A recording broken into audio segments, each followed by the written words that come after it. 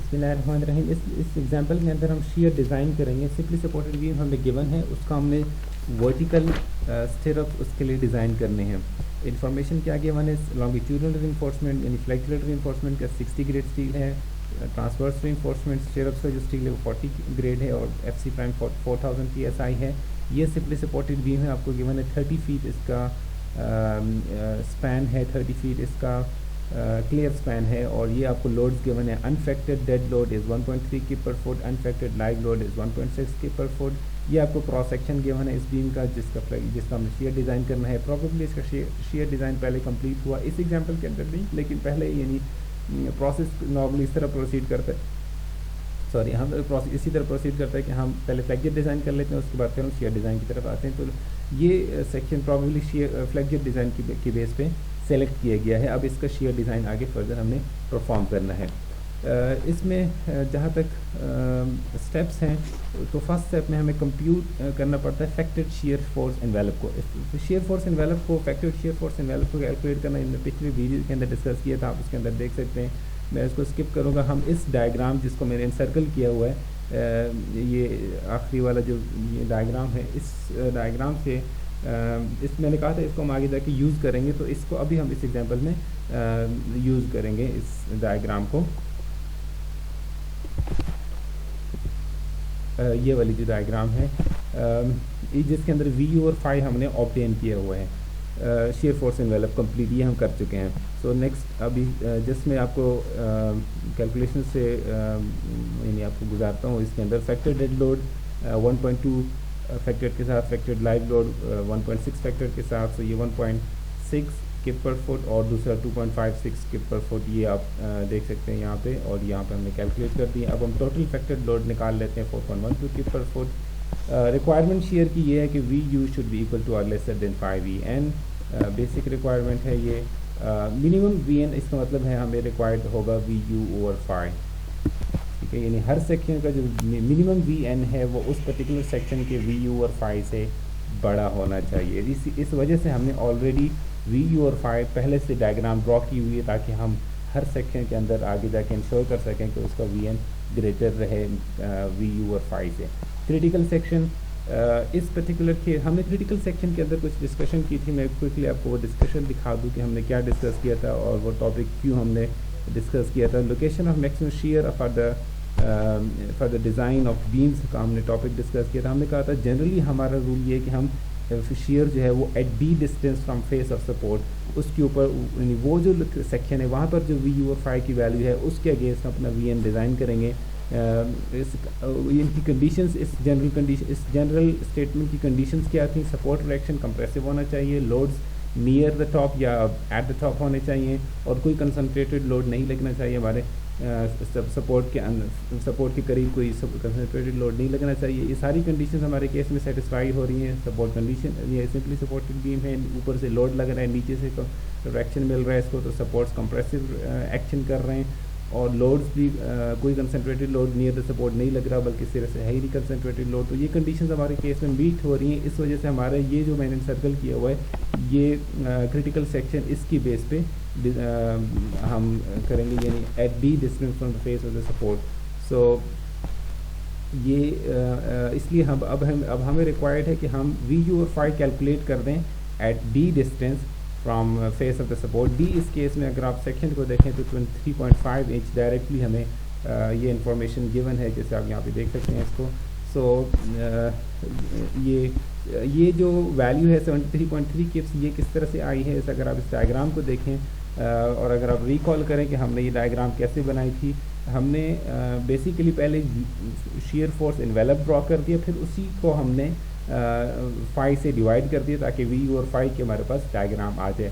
तो ये वैल्यू जो 61.8 थी यहाँ पे, इसको यानी एज के ऊपर, एंड के ऊपर यहाँ पे, उसको हमने जब 5 से डिवाइड किया तो ये वैल्यू बन गई 82.4। लेकिन ये value at the edge of the support, at the face of the support है। अब हमें वैल्यू रिक्वायर्ड है इस लोकेशन पे, जो हमें पहले भी मैंने इसको लाइन लगाई हुई है, at D distance from the face of the support 23.5 inches अंदर की तरफ। तो इसका मतलब है अभी आप using similar triangles you will have to calculate this value, this ordinate. So इसके लिए without going into details because this simple, this should be a simple process में अब हमने डायरेक्टली आंसर लिखा हुआ यहाँ पे 73.3 किप्स और हमारा वी यू और फाई इस सेक्शन पे 73.3 किप्स है. इसका मतलब है कि हमारा इस सेक्शन के ऊपर जहाँ पे यानी at D distance on the face of the support वो मिनिमम हमारा जो वी एन है दैट मिनिमम वैल्यू 73.3 किप्स, जो कि हमने जैसे हमने ऊपर लिखा हुआ था कि V minimum V N at any section should be equal to or greater than minimum equal to or greater than V U और फाई एट दैट सेक्शन. तो क्रिटिकल सेक्शन हमारा ये है और हमने डिस्कस किया था कि हमारा जो सेक्शंस इससे अंदर की तरफ हैं, यानी जो सेक्शंस यहाँ पे लोकेटेड होंगी इस जगह पे, यहाँ वाले जो सेक्शंस हैं इन सेक्शंस को भी हम इसी वैल्यू के अगेंस्ट डिज़ाइन करेंगे. तो डिटेल आप उस लेक्चर के अंदर जाके देख सकते हैं. Next, do we need stirrups? Is there any requirement of minimum reinforcement or not? Minimum web reinforcement is required if VU or phi exceeds phi c by 2. ये हमने कहाँ डिस्कस किया था? ये हमने मिनिमम वेब रीइंफोर्समेंट का जब हम टॉपिक डिस्कस कर रहे थे तो हमने डिस्कस किया था कि अगर वी यू और फाई, ये जो आपको नज़र आ रहा है, ये जो लिखा हुआ है वी यू और फाई, इफ़ वी यू और फाई सॉरी इफ़ हमने उस वक्त कहा था if V U exceeds half of phi V C, तो we will have to provide minimum web reinforcement. Minimum stirrups हमें डालनी पड़ेंगी. इसी को हमने री राइट किया है, फाई को हम इस साइड पे ले आए हैं. सो अब इससे ये एक्सप्रेशन जो आपको नज़र आ रही है ये एक्सप्रेशन हम लिख सकते हैं. सो चूँकि हमने डायग्राम वी यू और फाई की ऑलरेडी बनाई हुई है तो अब हम वी यू और फाई को कंपेयर करेंगे with V C by 2. So we need to calculate V C to make this comparison. So V C अगर हम कैलकुलेट करें बेस्ड ऑन सिंप्लीफाइड फार्मूला, तो ये इक्वेशन हमने डिस्कस की थी. If you just insert the values you will get 35.7 किप, ये जो आपको आंसर नज़र आ रहा है. नाउ व्हाट हैपन्स इज़ कि हम इसको हाफ अगर देखें तो 17.8 बन जाएगा. वी यू और phi at the critical location was 73.3 kips and this VC by 2 value 17.8 kip. VU or phi is greater than VC by 2, so stirrups are required. We have to provide stirrups. Now, is the cross section large enough? हमने discussion की थी जब हम discuss कर रहे थे shear failure limit states. उसमें हमने डिस्कस किया था कि जो हमारी let me take you to that portion. हमने यहाँ पे डिस्कस किया था मिनिमम वेब रीइंफोर्समेंट को. No sorry, this is not that part. यहाँ पे हमने डिस्कस किया था जब हम serviceability failure due to excessive crack widths at service loads को पढ़ रहे थे. हमने कहा था जो मैक्सिमम रिस्पॉन्सिबिलिटी आप स्टिरअप्स के ऊपर यानी वी एस जो मैक्सिमम वैल्यू आप ले सकते हैं वो 8√f(c prime BWD आप ले सकते हैं. इसी को फिर हमने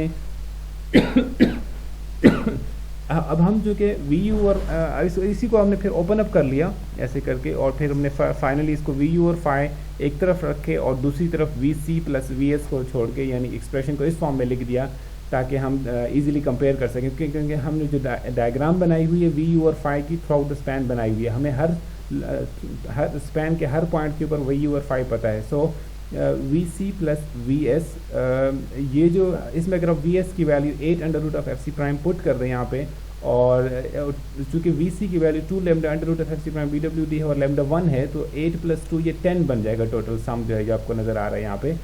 सो इसका मतलब ये है कि अगर हमारा जो वी यू और फाई है वो इस लिमिट से एक्सीड करेगा तो हमें सेक्शन ही पूरा अपना सेक्शन बड़ा करना पड़ेगा. हमारा करंट सेक्शन इसका मतलब है लार्ज एनफ नहीं है. So we need to check. So we know that the maximum value of Vs that we can use is 8√f(c prime BWD. So we will calculate Vc plus Vs max. As you can see, this becomes 10√f(c prime BWD. यानी जो Vc हमने calculate किया था ये value जो हमने हमारे ऊपर हमने वैल्यू कैलकुलेट की थी 35.7, ये वैल्यू इसका समझ लें कि 5 टाइम्स और हो जाएगा क्योंकि वो 2√f(c prime BWD थी वैल्यू और अभी हम 10 की बात कर रहे थे तो 5 टाइम्स. इसका मतलब है 30 ऊपर जो वैल्यू आई है हमारे पास 35.7, इसी को अगर हम 5 टाइम्स करते तो हमारे पास ये V C plus V S max का आंसर आ जाएगा, which makes 178 kips. So VU over phi is now look at this. VU over phi is 73.3 kips और VC plus VS max 178 किप है. इसका मतलब है हमारा सेक्शन लार्ज एनफ है, हमारा सेक्शन को रिवाइज करने की या बड़ा करने की ज़रूरत नहीं है. Since VU over phi at D is less than VC plus VS max, so cross section is large enough. And now next we need to check the anchorage of stirrups and maximum spacing. इस step को मैं अगली video में कर रहा हूँ. There is a technical problem with मेरे पास इस वक्त लैपटॉप है वो छोटे वाला है, इट हैज़ लिमिटेशन. मैं इसको नेक्स्ट जो है ना नेक्स्ट पार्ट के अंदर इसको कंटिन्यू करता हूँ स्टेप नंबर 4 से.